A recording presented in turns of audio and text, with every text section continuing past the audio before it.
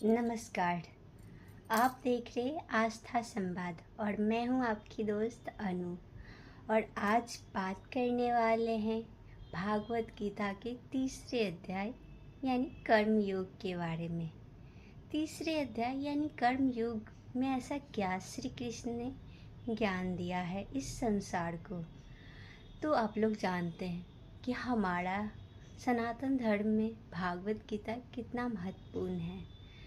तो भागवत गीता की जानकारी, अध्याय की जानकारी, श्लोक का जानकारी आपको मिलता है आस्था संवाद में।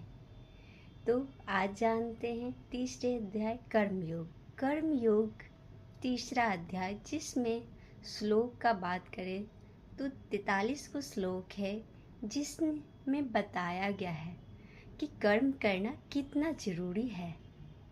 हम लोग को कर्म करना क्यों ज़रूरी है लाइफ में। श्री कृष्ण ने बताया कि सच्चे योगी कौन है। उन्होंने बताया कि निष्कर्म क्या है। सारी बातों का जानकारी अर्जुन को दे रहे हैं जो हम लोग को मिला है। तो उन्होंने बताया है कि कर्म हमको क्यों करना है।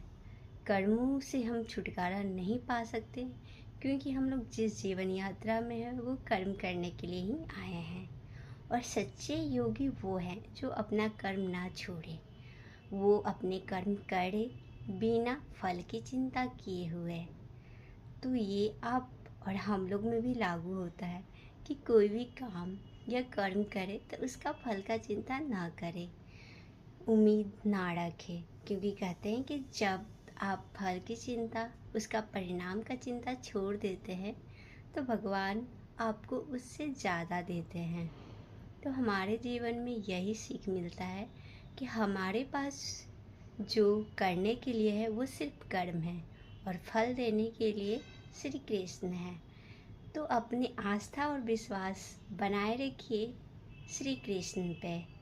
और बताया गया है कि कर्म करने क्यों ज़रूरी है। ये समाज को संतुलन रखने के लिए कर्म करना ज़रूरी है। जैसे किसान है तो किसान को खेती करना ज़रूरी है, क्योंकि अगर वो खेती नहीं करेगा तो अन्न प्राप्त नहीं हो पाएगा। कोई शिक्षक है तो उसको पढ़ाना ज़रूरी है, अगर वो नहीं पढ़ाएगा तो विद्यार्थी कैसे आगे बढ़ेंगे।